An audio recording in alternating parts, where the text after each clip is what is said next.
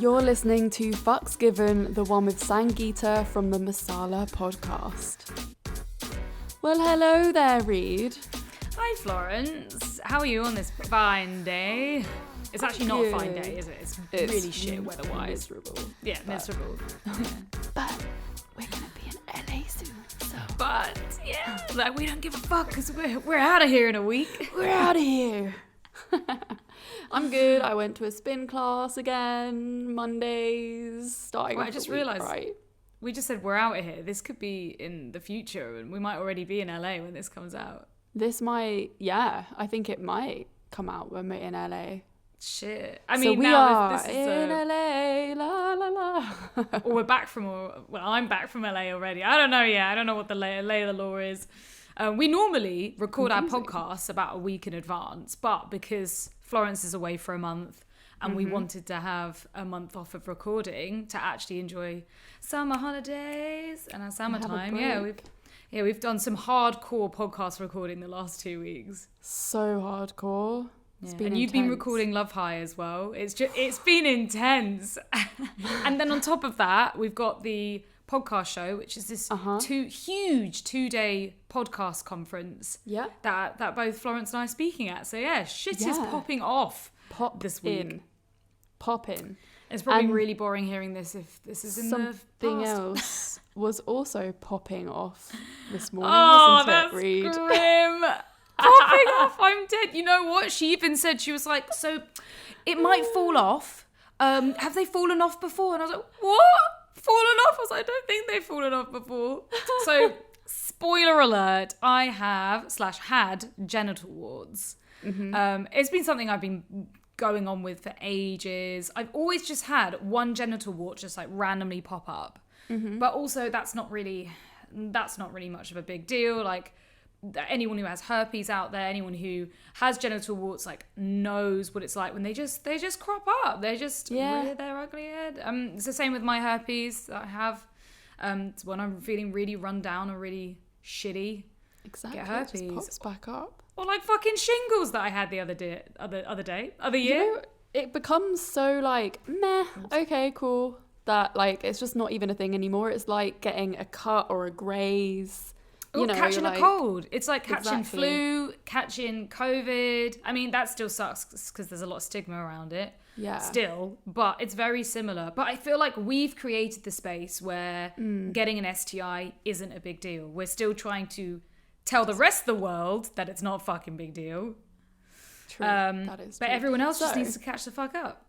Tell us more about what does a genital wart feel like and look like so that we can look out. It's a good point because people can get really catch phobias of it, or you know, if you get a spot or an ingrown hair, the first thing you think of. I had an ingrown hair once and I went to the sexual health clinic thinking it was a wart and she was like, nope, just an ingrown hair, and then she had a really fun time squeezing it out. Yeah, I mean, the same thing happened to me. I thought I had 2 genital warts, so I went, and she was like, no, that's just an ingrown hair. And I was like, how? Even I know what they look like, and I've had them before, and they still confuse me. Yeah. So you might have, I mean, of course, if there's anything that you think might be any kind of abnormality around your genitals, it's always worth going to the doctors to getting it checked out. Even if it is dry skin. I've been to the sexual health clinic for dry skin thinking it was herpes. Wasn't. They're like, it's fucking dry skin. I was like, oh, shit. Okay, thanks. But yeah, it's important because especially if you are sexually active, you want to be responsible for your sexual health. Anyway. That's very true. What they look like, and they can be anywhere around your genitals. Mine tend to be in really random places. They're not on the vulva, but so this one in particular was on my like Venus mound, just above my vulva. I've had them at the side of my vulva before. Some people get them in like everywhere. Like some people can get them just on the entrance. Some people get them on the vulva and the flaps on the outside. Labia, not flaps. Flaps. But they can kind of just occur anywhere, and it's from catching a virus. So getting genital warts is from a virus that stays under the skin, a bit like chickenpox, herpes. It's kind of all the same thing. And then when you're really run down and you're not feeling well, it will flare up.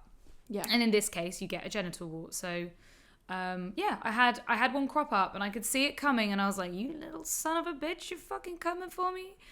But they're really easy to sort out, and yeah, you have to be careful. You let your sexual partners know, because of course they can spread just like any other STI. That's why they're an STI. And yeah, it was so quick and simple. Came in, had a look at it, was like, absolutely, yeah. So the way to detect that it is a genital wart is that it doesn't just look like a spot. It's a growth, a skin colored growth that happens on wherever, and you can tell that it's a genital wart because it looks like cauliflower. That's how they sort of describe it. It's like, we're talking microscopic, tiny. It kind of looks like cauliflower cells. And a genital wart's just where you get all of these like random abnormal cells like growing and just being like, oh hey, hi. Cool. So yeah, she just froze it off. It's called cryogenics, or they can also call it burn it off, and you just go like that. It's a bit like, spraying an aerosol can on your skin. I would not recommend doing that though. It won't work. And also that's dangerous. You can burn yourself doing that. So yeah, go to a professional, go to your doctor, go to your sexual health clinic, and they'll just talk to you about it, spray it off. And then, okay, mine doesn't fall off. I've not heard of that before. But mine just sort of shrink pop off now. Yeah, pop off, just pop off. Mine just shrink until they're not there anymore. Oh, amazing. And it's really, really simple and not worth being embarrassed about. Of course, I still have that lingering embarrassment and shame, but that's not because of me. That's just because of like how other people react. It sounds weirdos. So normal and so like, meh, not a big deal. Yeah, meh. It isn't a big deal. It's just like getting any other skin rash, or like I said, getting chicken pox, getting shingles, getting a cold sore on your lip. It's all the same thing. Literally. And I think the more we're ashamed of it, the less we talk about it. If I kept this a secret, or if I didn't tell any of my sexual partners, then yeah, it would make it into a big deal. And people, you know what? People might take it wrong. They might react badly to it. But then that's just on them. That's just the way that they've been brought up with their shame, or they've been miseducated. All you can do is just be like, hey, dude, this shit happens and it's fine. You can get it sorted. Like with any STI, right? Yeah. You catch something. No one's doing it on fucking purpose. I feel like it's just like COVID. No one's catching COVID on purpose. It happens, and it can affect some people worse than it can affect others. But all you need to do is be like, shit, sorry, I think I've got this. Go and get yourself tested. Yeah. And then protect other people. And that's it. Yeah, that's it. That is it. Easy as pie. Yeah, so that was my morning, is getting my genital wart frozen off. So yay. Woo! Bye.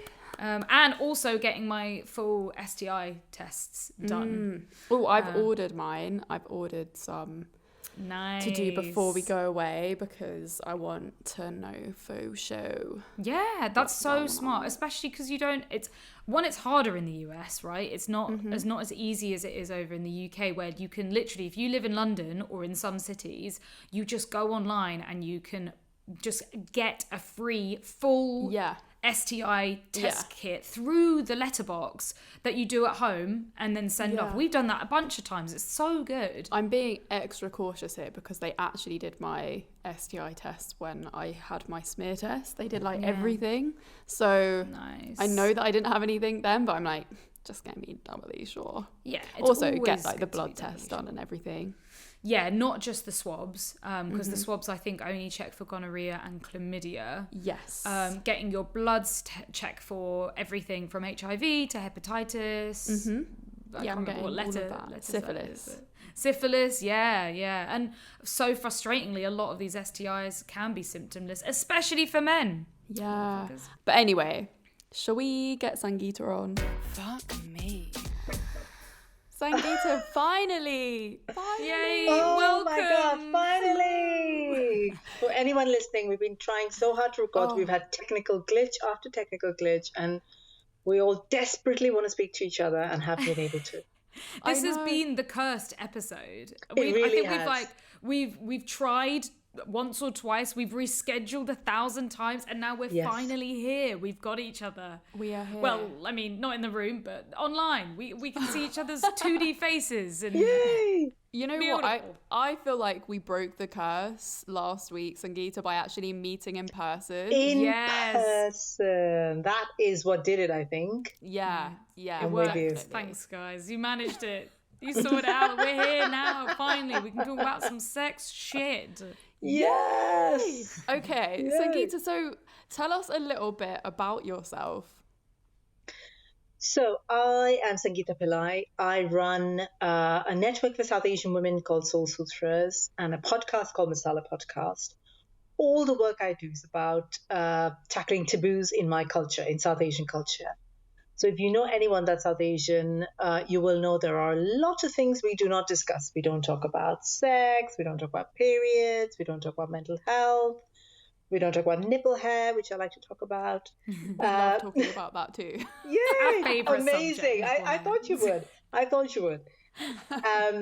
So I've kind of grown up in India in a very traditional family. Like, I was the first woman in my family to ever have a job. That tells you kind of how traditional. Yeah. So my family moved from a very small village in Kerala to Mumbai, where I kind of grew up. Moved to the UK about 17 years ago. And I've been doing the work I've been doing for the last 4 years. So that's me in a nutshell. Wow. What was the inspiration and push behind your platforms that you do have?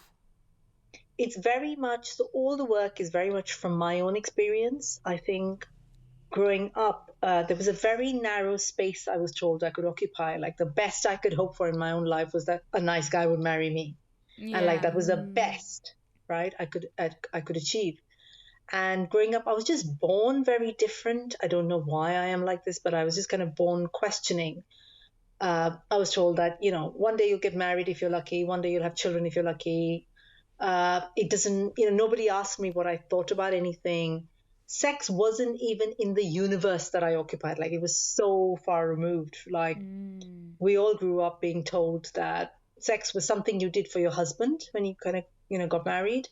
It was nothing to actually do with you. And women would kind of put up with sex for the security of marriage. Mm-hmm. It's very archaic, but that was how I grew up. Growing up, there was a lot of shame around women's bodies, like my body. If I wore something like this and went out into the street, you'd be like, what are you doing? You're asking to be groped.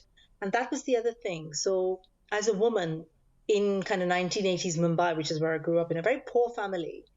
So if you were rich, you were afforded the privacy of a car to take you places. And someone like me who couldn't and had to use public transport, the minute you stepped out of the home, somebody would grope you, like a man would just feel you up in the street when you went to school, when you went to college, when you went to work.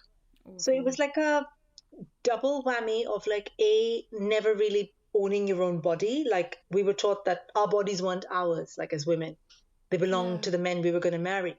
Or our body belonged to society. You carried the kind of the honor of society, of your family in your body. And at the same time, there was this kind of other people encroaching on your body. So it's really difficult, I think, growing up in that kind of culture and that kind of society. Then to go on to sort of start talking about pleasure, it's like a huge, huge, huge, huge step to take, I think. It's a big jump. It's a huge jump. Probably very scary as well. Like, how was that for you, asking all these questions and going from that kind of an upbringing to where you are now? It's been really amazing, but also really difficult, I will admit, because these sorts of conversations aren't being had. So even if I say something in a room full of South Asian women, like if they are kind of fairly progressive women, they will listen and they will whatever. But say if I go to a party, like a Diwali party, and if I say something, that you can hear the quiet in the room, and there's a sense of embarrassment. There's a sense of like, why are you talking about this stuff? So it is very hard. And personally, I feel like whatever the choices we make are, and mine has been to do this work, because I think it's super important for me and for the women in my community. But I think the price you pay is that there is a sense of loneliness where you feel like you don't really fit in your own culture. And that's hard, and it's taken me years. It's only now I think that I'm thinking, how do I celebrate Diwali, which is like a big festival for us, like Christmas. And I've started to kind of say, this is my version of, say, a feminist Diwali, what it looks like. Because it's a very binary choice within the culture. Either you fit in, either you're like, you get married, you have kids, you have a certain job, you dress a certain way, and then you're South Asian, or you're someone like me who's the absolute, like, I've rejected a lot of the value systems that I've grown up with. So it's quite binary, and that can be quite lonely.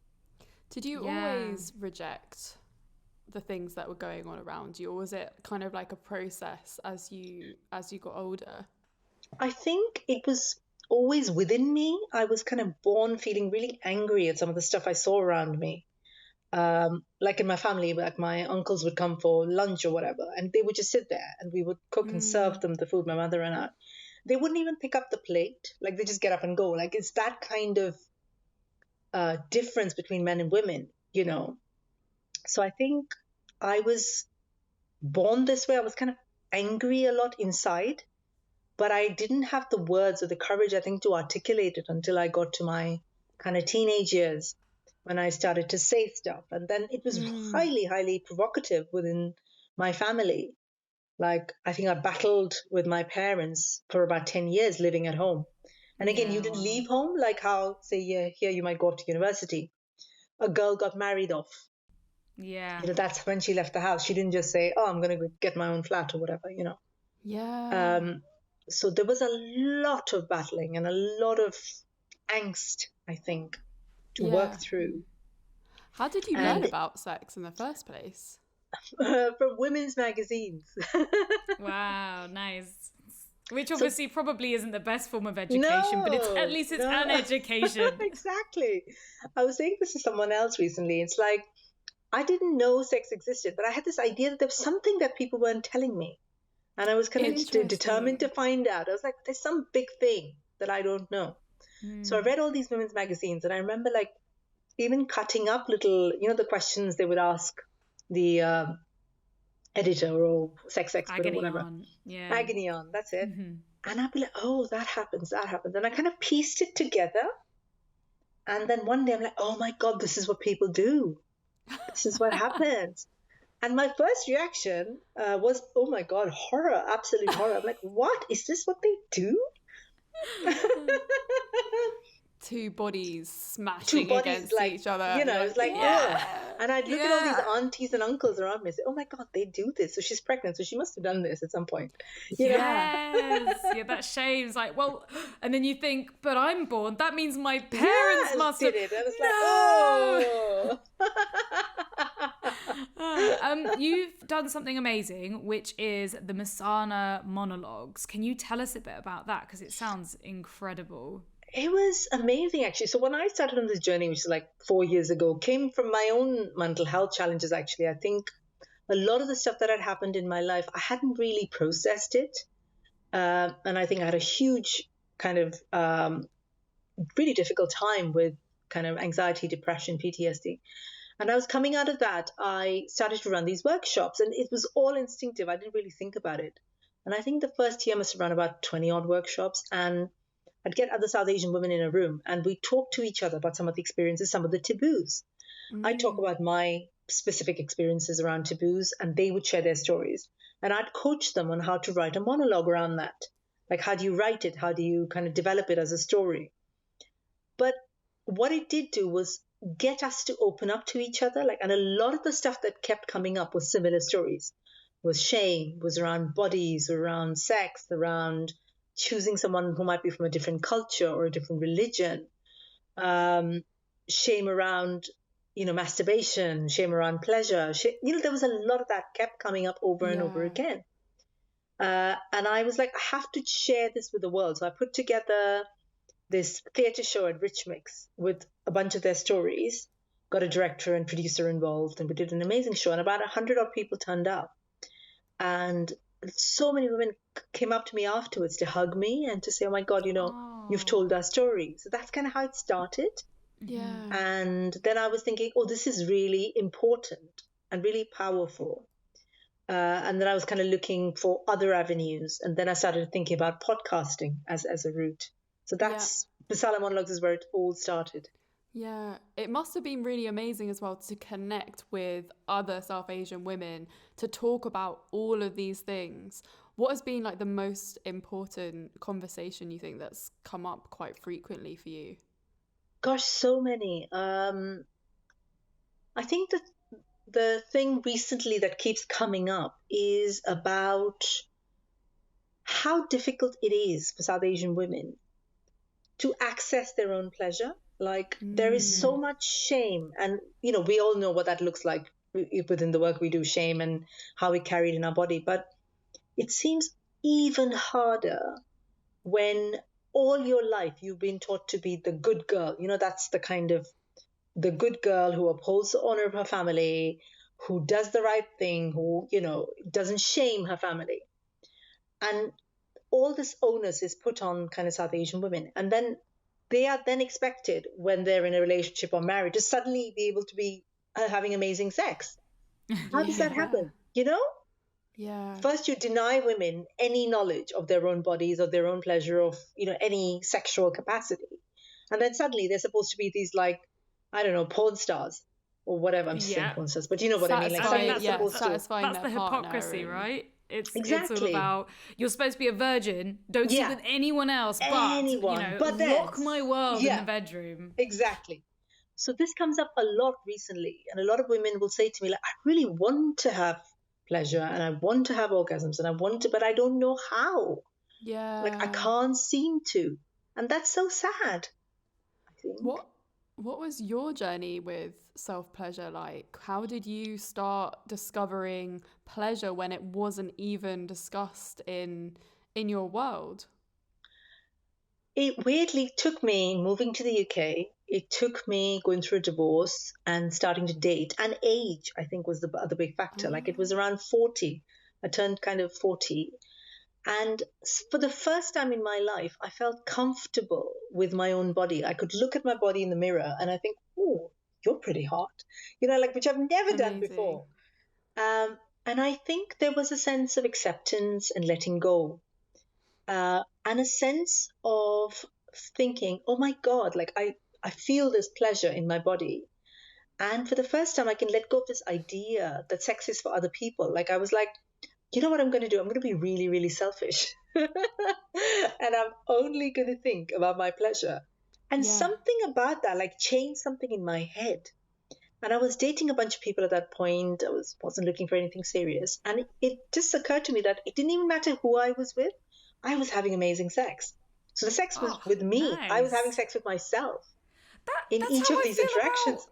I feel the same way. Sometimes I could just have sex with somebody I'm not even remotely attracted to and still have the best time. Yes, absolutely. Yeah. Isn't that That's like fascinating? Yeah, I never thought of it like that way around, where it was, again, it's this almost this idea of selfishness, which sounds awful because it's not about selfishness. It's about just not caring so much about the other person, like putting yourself first when it comes to sex. Exactly. That's so hard to do, though. That's what I was going to say. Hard. So hard to do. I think I'm still figuring that shit out as well. Because, I mean, as you know, Sangeeta, as I said in that talk that you came to, my therapist had said to me that same day when I had kind of been discussing the sex that I was having, and I was like, like, I didn't have an orgasm and I felt a bit unsatisfied.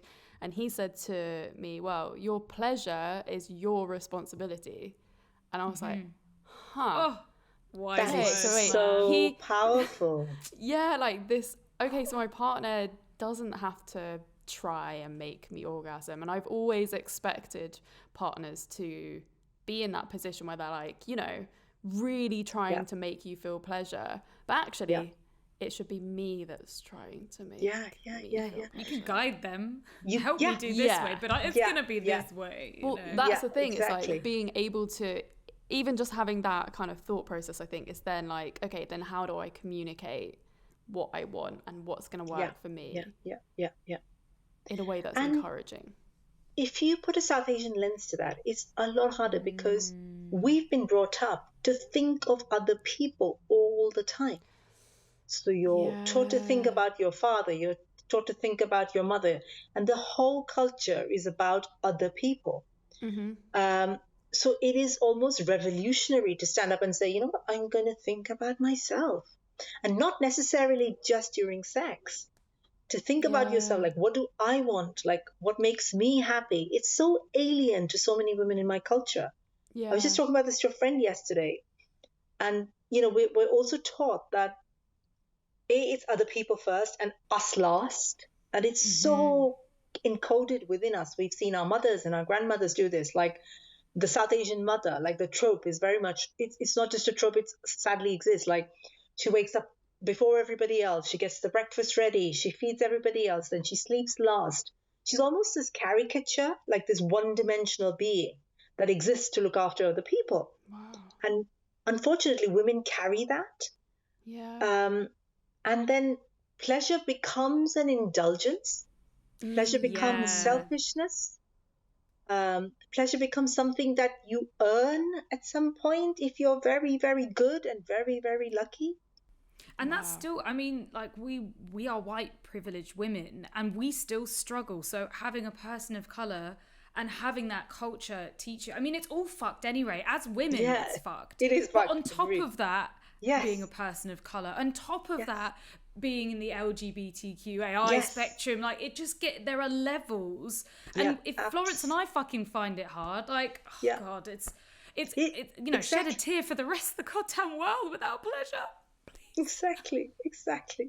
And the thing is, as you know, we're all working within the space, and we sit in places and we talk about orgasms and sex toys and things like that. And it's very easy to forget that to a lot of women who might be Asian or Black or LGBTQ+, you know, if you grew up in a world where stepping into a sex toy store is in another universe, you know, it's so hard. I think it's easy for us to forget that that's what a lot of the world is like. And the access to pleasure, what we think about and talk about, isn't like that for a lot of people. And it's so much harder. Even something as simple as an orgasm is like this unachievable thing that remains behind all the cultural conditioning and coding that we carry. How do we break that down? How did you break that down for yourself? I think for me, it was first deciding that a lot of the stuff I had learned was just bullshit. Like it was not true. I think it was first that. Then it was really connecting with my own body, I think, physically. Feeling sensations in my own body. Really feeling pleasure in every aspect of the world.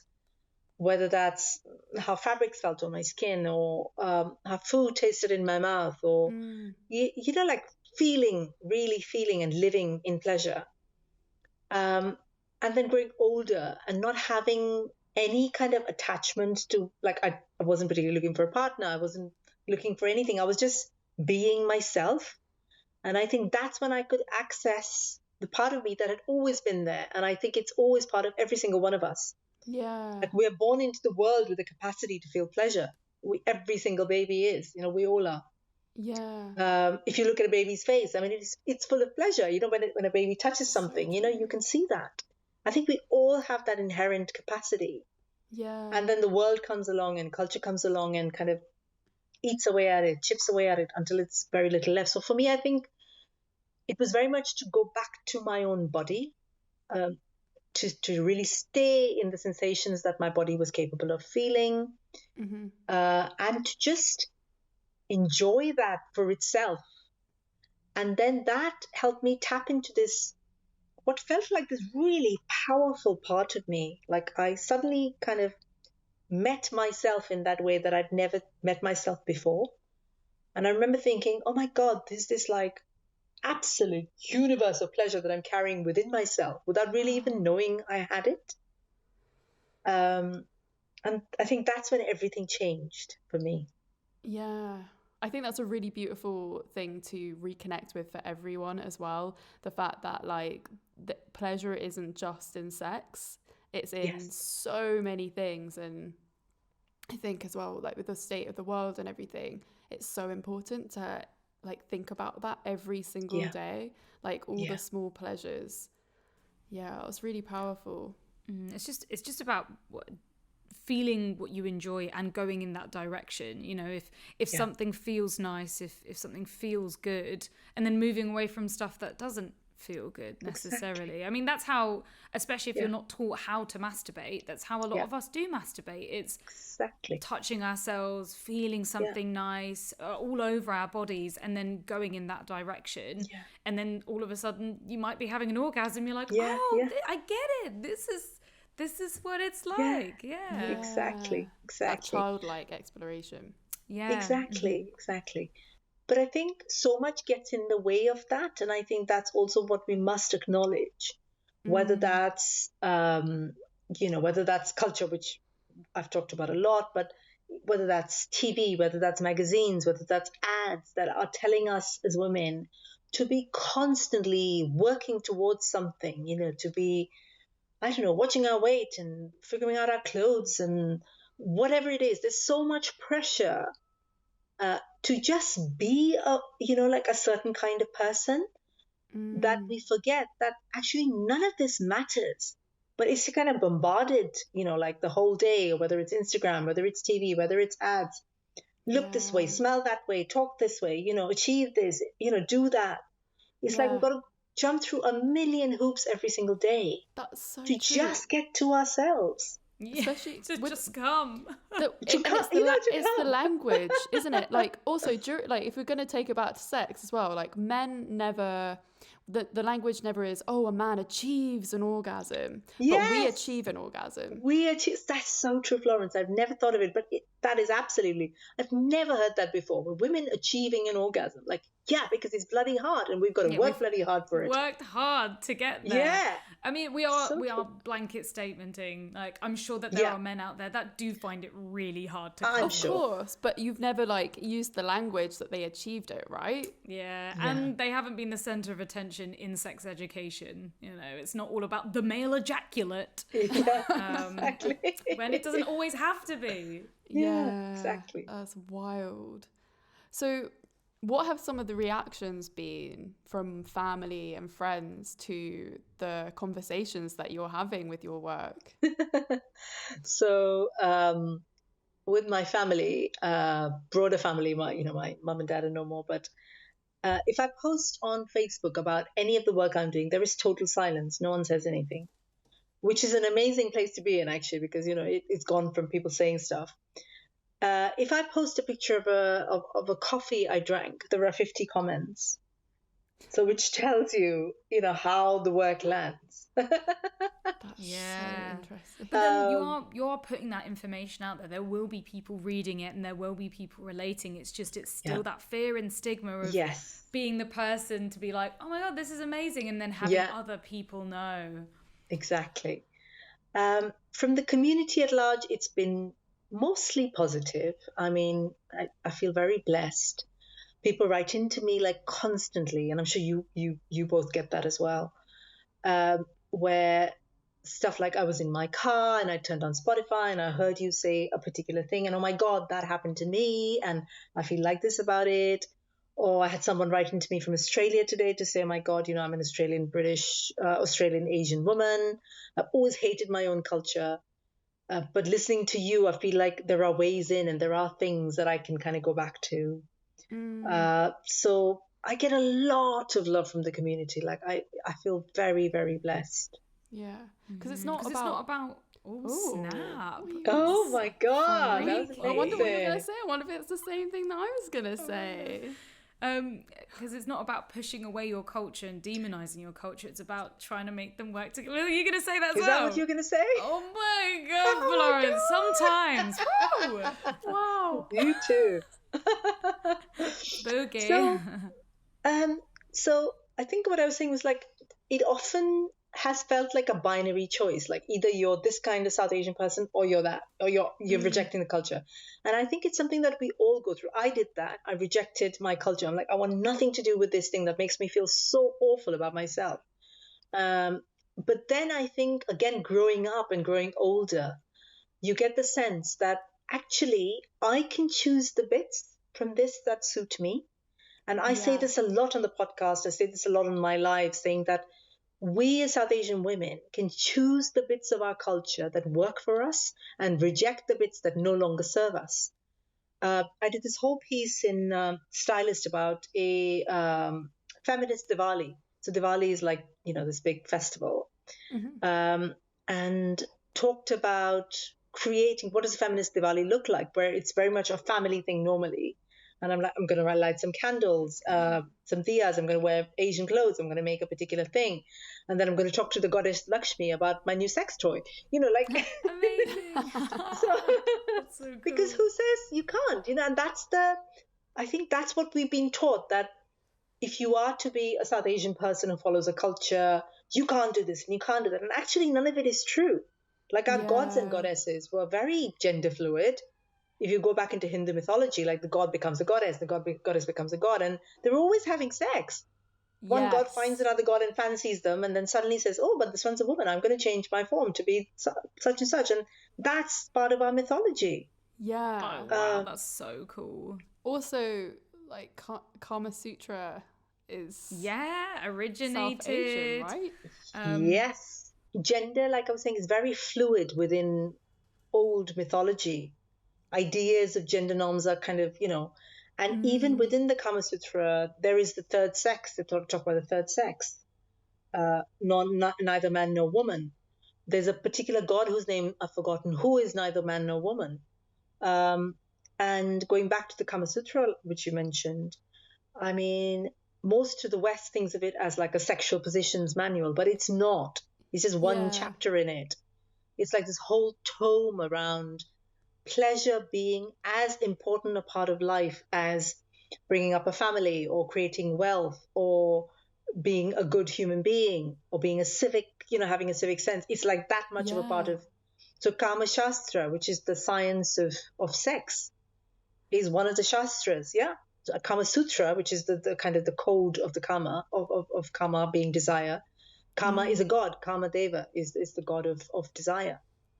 So it was very much written from a point of view of a cosmopolitan person in the world will be good at playing a musical instrument and makes money and is kind of whatever, is good at sport and is also very good at sex.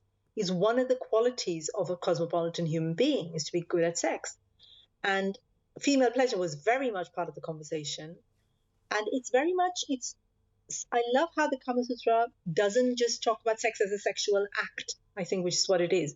It's very much like preparing the room for your lover and scattering flowers on the bed, and they'll come and then you'll talk about poetry and you look at the moon and then you might have sex and then he'll kind of mop your brow and feed you this particular kind of betel nut. So it's a whole thing, It's not just about penetration, which I feel like in some senses, I don't know, in the modern world, that's kind of what sex is.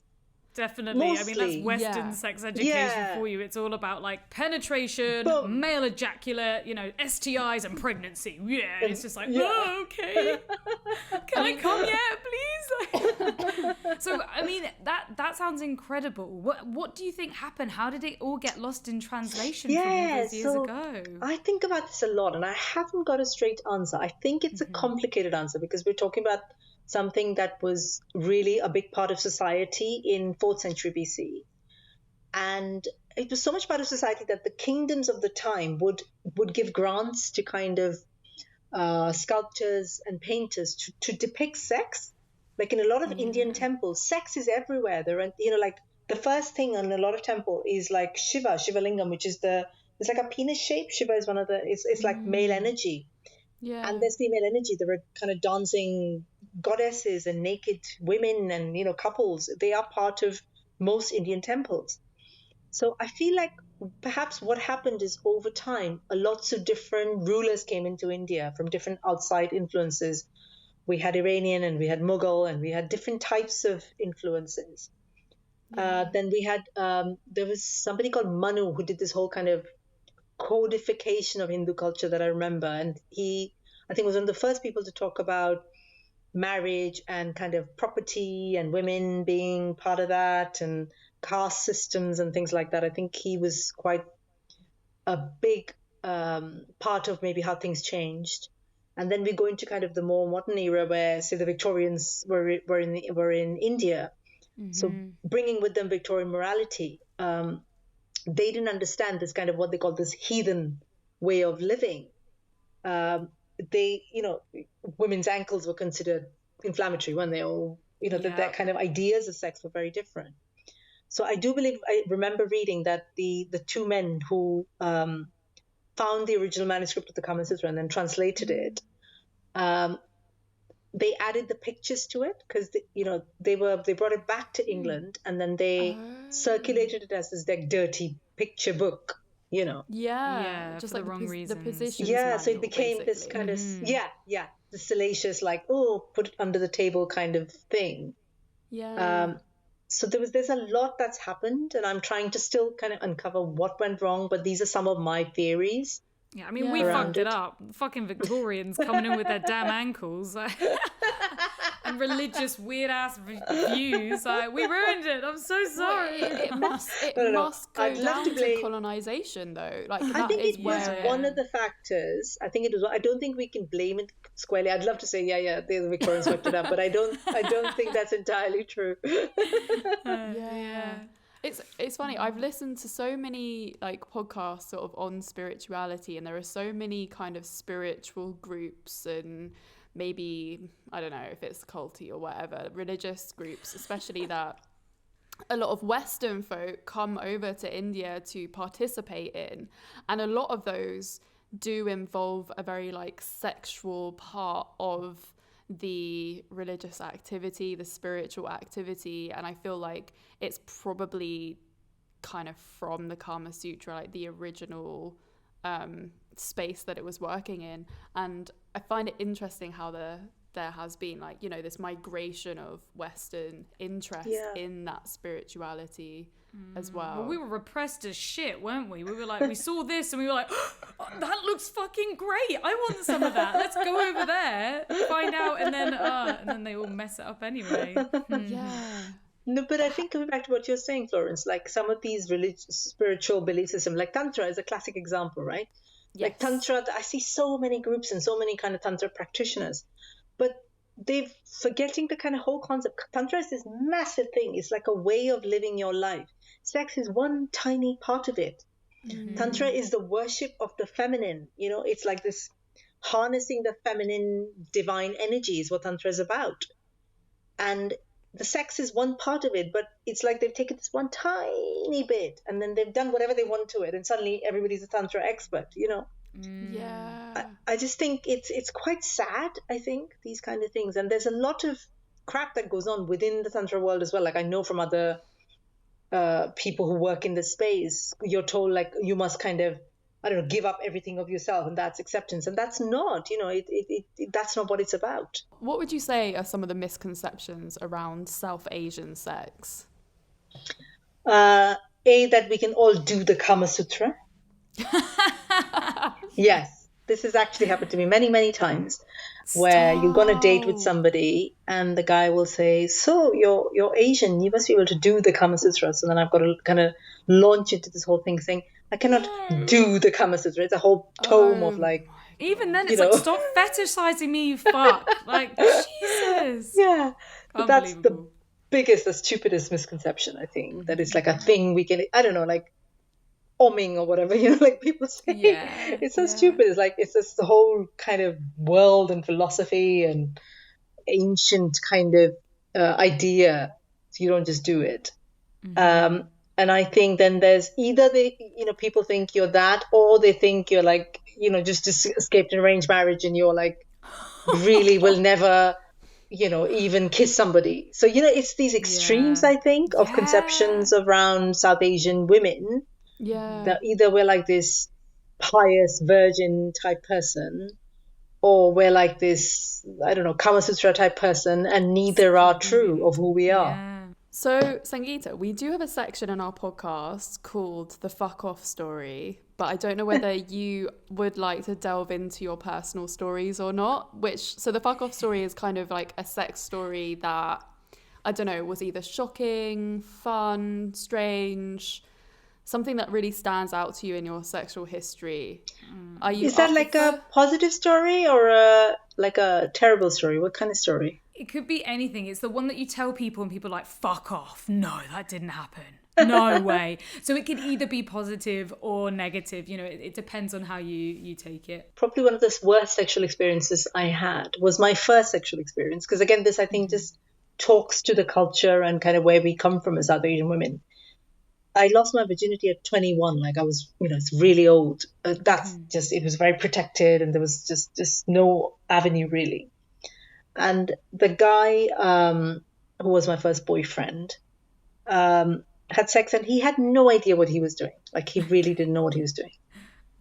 And I didn't know myself either, I think. Yeah. And I didn't understand. And I just thought, there's something wrong with me that I can't orgasm. And I just had this idea in my head that just women just turn up to sex and then they have an orgasm. Like it's just, that's how it happens. I was that, lacking in knowledge. And the fuck off bit of this is he turns around to me and he says, well, every other girl I've been with has orgasmed. There's something obviously wrong with you. No, he didn't. Oh, he did. And no, he didn't. Is that even real? Is he bullshitting? I can't take it. His name, he probably will never listen to this, but won't say his name. But the fuck off bit of the fuck off story is that I accepted that. No. And I just thought, maybe there's something. And I remember going on to Google saying, women who can't have an orgasm, like what are the reasons? And I kind of researched it because I was convinced there's something wrong with me. Like he's more sexually experienced than I am. So clearly he knows what he's doing. And if the thing doesn't work with me, there's obviously something wrong with me. And of course, well, that seems like a natural thing to think, to be honest. At that age, it was your first encounter. If this is what someone's saying to you and they've had more sexual experience, then what else are you gonna, if there's no other information, no one's talking about it, then what else are you gonna think? Oh, that's so sad. I think there must be hundreds of thousands of people around the world that also think that too. Because we've just not been taught the right way. We've been given that misinformation, and also he has as well. He's been mistaught, and it's very possible that all the other people we were with, they weren't even orgasming, they were faking it. And so he's just like, wait, this normally works. Like this thing I'm just doing normally works.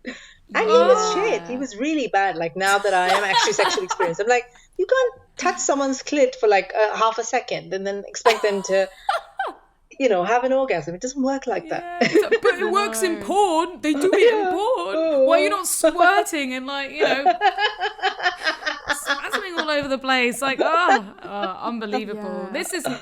This is why we're doing the good. We are there. Absolutely. You're a pioneer in what you do. You really are. Because we are teaching people that it's not the case. It's not the way. No, and slowly but surely we will be giving the good information out to everyone. It will get there. Yeah. It will. And we're also, I think, making people feel okay with themselves wherever they are at. Like there's no shame in any of it. I think, Florence, you were talking about this in the talk we were at, that there is no right, there is no wrong. Each of us can be in our own journey. We can be highly sexual, we can be asexual, we can be whatever, and it's all okay. And there's no shame in any of it. And I think that the problem comes when we all expect everybody to be this certain way and function in this certain way, whatever that certain way might be. And then when we don't, there's a sense of shame attached to that. Yeah. And it's just rubbish, that. Mm-hmm. Yeah. Which is why we need more. Everybody is different. Everybody's body is different. Everybody is different. Yeah. And we need more information. We need more subcategories, and we need more sexualities and gender, and we just need more information out there. More understanding, basically. Definitely. Yeah. Less judgment. Yeah, and more understanding also of our own cultural nuances as well. I think, Reid, you mentioned it, whether it's someone who's LGBTQ plus or someone who might be a person of color, or our experiences are very different. So therefore, being careful not to say this whole feminist sexuality conversation is just this. It is not. Like, if you come from, I can talk about people from my culture, if you come from this culture, the distance we have to travel to get to our own pleasure is humongous. Yeah. And the courage it might take somebody to browse sex toys in a shop is humongous. So, we've got to keep as many points of view as possible kind of in our minds when we have these discussions, I think, as well. Yeah, definitely. Couldn't agree more. Yeah. Well, I mean, this has been such an enlightening podcast. Like, I've just been like, oh, I could talk to you forever. You're great. Yeah, we love you. Thank you so much for coming on the podcast. Where can our curious fuckers find you? You can come find me at soulsutras.co.uk. That's my website. I'm also on Instagram and Twitter as Soul Sutras, and I've recently joined TikTok. I'm not sure how it's going, but all as Soul Sutras. Can you spell that, sorry, for us? SOULSUTRAS on Instagram, Twitter, and TikTok, and Soul Sutras SOULSUTRAS.co.uk. If you want to listen to my podcast, just type in Masala Podcast on Spotify or Google Podcasts or Apple Podcasts. Yeah. And come find me. Come say hello. Yes, definitely. Yes, definitely head over and listen to the podcast. Follow all the social media accounts. Thank you so much, Sangeeta. It was such a pleasure and an honour to have you on our podcast. Yeah, you've been amazing. I'm such a fan of the work you do, and it's such an honour and a joy to be part of this. You're amazing, both of you, and keep doing what you do, because it's really valuable work.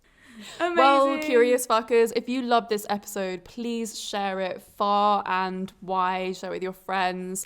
It's going to change someone's life today if you do share it. So please do that, and leave us a rating and a review, because that really helps as well. Sorry, Florence. And of course, you can keep up to date with all of our shenanigans. We are at Come Curious on all platforms, including TikTok, Twitter, Instagram, and you can follow our personal accounts, Reed Amber X and Florence Bark. You can also watch us on YouTube. If you're listening to us, you can watch us on YouTube, which is pretty cool. And we have merchandise. Yay! But that's it from us, and we will see you next Thursday. See you next Thursday. Bye. Bye. Mwah.